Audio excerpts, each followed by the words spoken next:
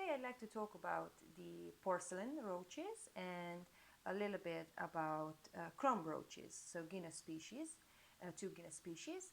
I do think that their care is, I believe, the same.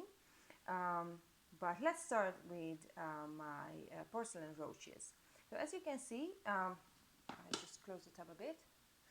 So as you can see, for some reason, there's a lot of water in this tub right now.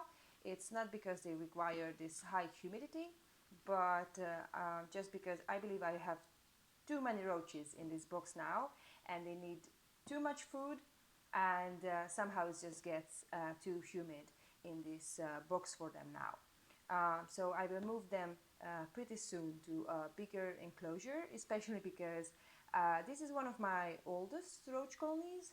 Yeah, I believe I have them for 3 years. Oh my god, more than 3 years in this very tub without any cleaning. So what you will see is 3 years of these roaches without any cleaning. Of course, when I saw that there are too many individuals in this one particular tub, I moved some of the individuals to new ones. So this is just one of the tubs of this species. I think I have four, four with the same size as this one.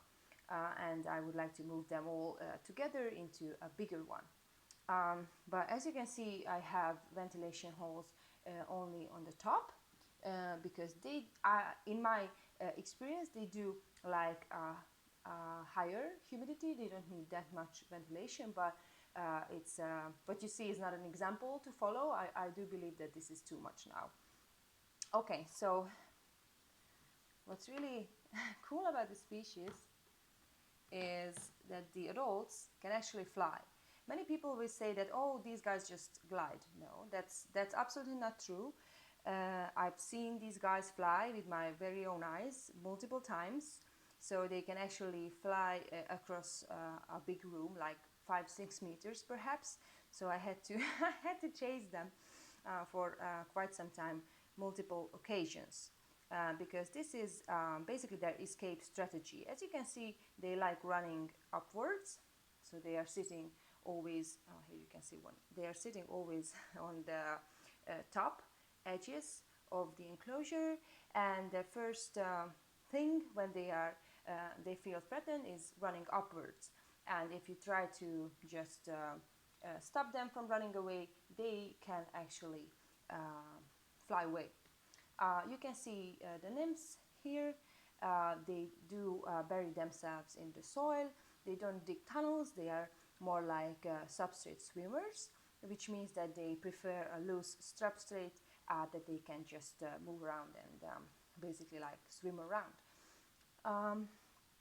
The adults, the bigger ones are the females. You can see a female right here, and the smaller, more like slender ones are the males. So I believe what you can see here is not really the typical coloration of the species. I have so much yellow individuals in my colonies, and some people select the yellow individuals to basically create a yellow strain. I try to find more. Oh, you can see them fly. So yeah, so I think that's more like a typical correlation. These brownish white ones, okay, don't fly away. But I have some pretty quite yellow ones. I didn't select for this coloration, but I think that it's caused by inbreeding basically. So it might be a recessive trait. I have really no idea. I didn't read anything about their genetics, but if you know something, please let me know, because I'm curious. But I started this colony, I think, with like 10 or 20 individuals, and now I have hundreds and hundreds, and I haven't added any individuals to my colonies yet. So it might be because of inbreeding that I have many yellow individuals. So keeping them is pretty simple. I keep them basically at room temperature. I don't think that they are necessarily require more heat, because at winter I keep them near a heat source, and I never seen them like gather on one side where the heat source is. But of course, at warmer temperatures, they breed more quickly. But at room temperatures, which is in my house, it's 20 degrees Celsius, they were still doing fine.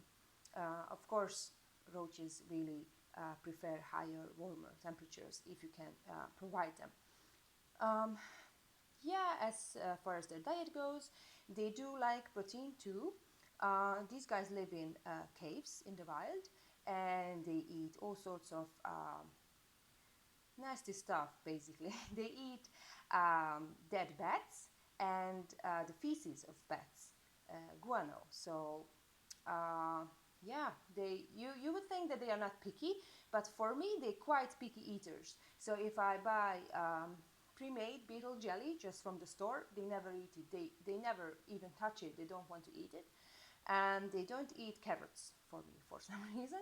But I feed them with homemade beetle jelly that basically consists of banana or other soft fruits and fruit juice and this type of stuff, and of course the basics like cat food or maybe dog food. So they are pretty easy to keep. You might see some white stuff here and there. These are dwarf white isopods. I think they really these roaches really appreciate the help with the cleanup crew.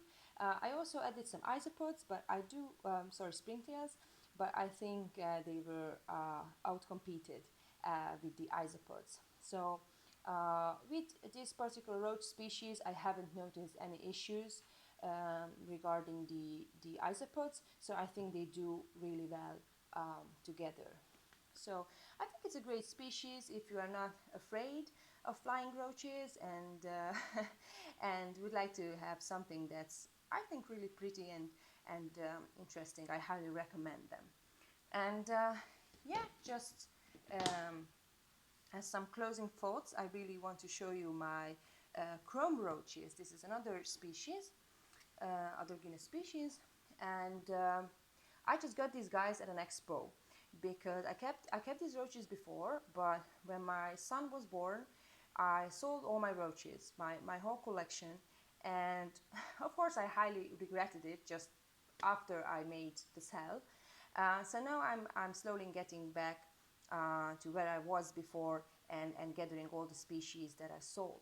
So this Gyna species is one of them, the chrome roach or the white porcelain roach, and I just acquired them recently at an expo from two different sources. And I wanted to show you because of the substrate, and it's also frequently asked question that what kind of substrate should you provide for your roaches. So I fed these guys, I believe 2 days ago, yes, and you can see this one and this one. I fed them the same amount of apples, and I have the same amount of nymphs in both of these small containers. I have 10 to 20 nymphs in both of these, and of course there were some left over, but the substrate in this cup is coconut fiber, whereas in this one I think it's a type of forest soil, maybe organic topsoil mixed with leaf litter, and I'm not sure if you can see it, but there are springtails in there as well. Yeah, I think you can see them crawling around. So you can see what a big difference having a cleanup crew or and the more complex soil really makes. Of course, there's some fungus growing here as well, but what you can see that this is like, I don't know. So this is all just the fungus, and the food itself is I can't even see it. So they left just a really small piece of apple, but still you have a whole bunch of fungus growing. Unfortunately, I only have nymphs of this species, but I will certainly put up a picture so you can see them. Try to find some nymphs. Yeah, so they're pretty similar to each other. These two species, they are pretty similar to each other, and when I kept them in the past, I provided the same care for both of them. So I just wanted to show you this species because of the soil. And of course, when I have adults, I will make another video of the species as well. So thank you so much for your attention, and see you in the next video.